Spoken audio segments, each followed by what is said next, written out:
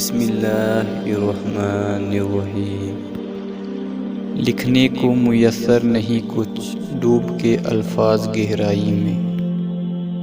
کسی پر بھروسہ کرنا اچھا ہے، لیکن نہ کرنا اور زیادہ اچھا ہے۔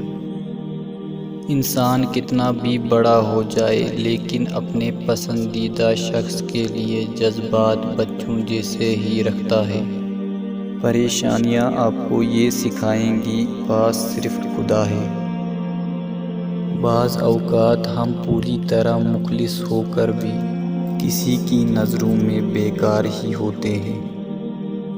اللہ پاک کے سامنے سچے دل سے اپنی کمزوریاں بیان کرو، اللہ پاک انہیں تمہاری قوتوں میں تبدیل کر دے گا۔